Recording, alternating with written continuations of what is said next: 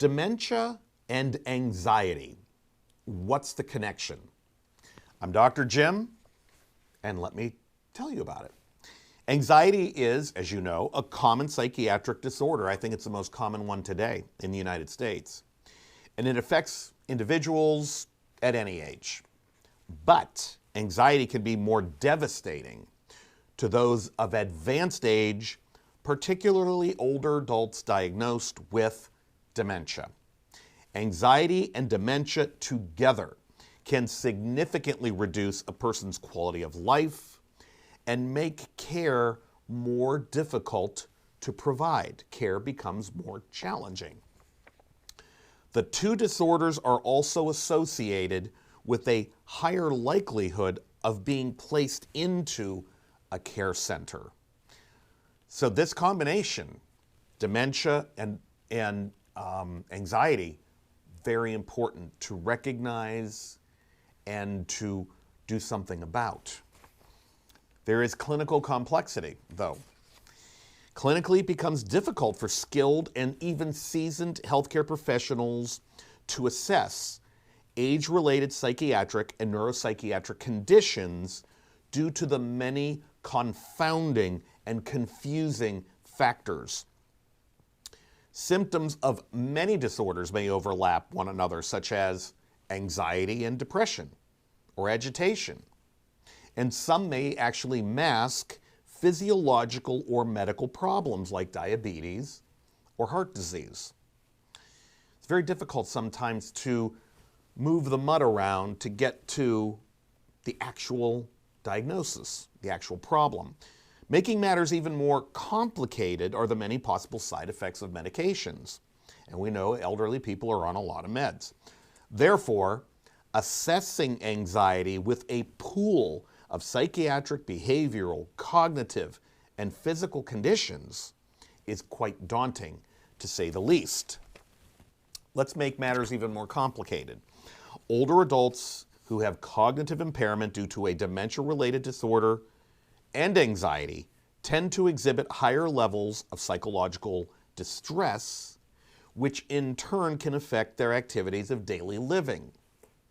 Many psychotropic medications can further decrease the individual's ability to function, leading to greater decline in quality of life.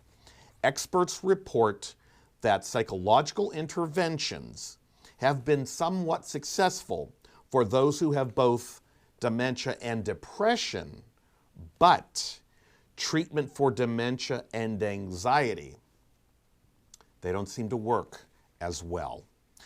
So what's the problem then with anxiety? Because it's difficult to assess accurately for anxiety among individuals who are cognitively impaired, it goes unnoticed and unfortunately untreated, which can lead to further decline and more complex behaviors. As the individual experiences more deterioration in cognition and function, providing care, as you would guess, becomes increasingly more difficult and challenging. There are still no robust scales or tools to assess anxiety in older adults. Many professionals rely on self-report, which may be inaccurate due to cognitive impairment. Others turn to family members for information, but this method also has its limitations. So, the big question, the big money question, how can these conditions be managed? The first line of intervention should always be non-pharmacological. Once psychosocial and other methods have been exhausted and quality of life is diminishing, medications might actually be considered. According to the literature, music therapy seems to have some value in reducing distressful behaviors and feelings of anxiety among older adults. I saw this firsthand with my mother, who had dementia.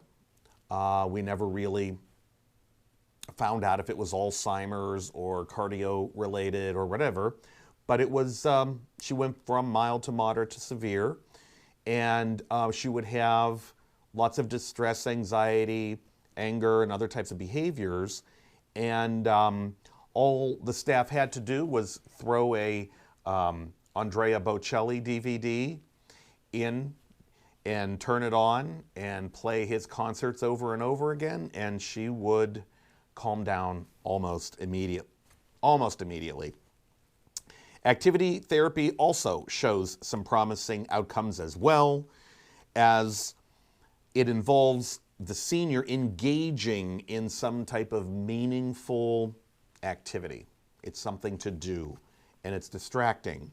Exercise might work. Pain management can actually help as well to manage symptoms of anxiety. Think about that, pain management and how it can reduce anxiety. My final thoughts: cognitive decline due to a dementia-related disorder accompanied by anxiety appears to be fairly common among older adults, and especially those living in senior care communities. Accurately assessing anxiety is complicated by numerous physical, psychiatric, cognitive, and behavioral, comorbid, or co-occurring conditions. When anxiety, though, is unrecognized, it goes untreated. That's a problem. And the individual may experience a downward spiral in health and quality of life. Until better interventions come along, attention, care, and support can greatly help to reduce anxiety and improve that resident's quality of life. There you have it, my take on dementia and anxiety. My name's Dr. Jim. Thank you so much for your time and attention. Keep coming back for more good information.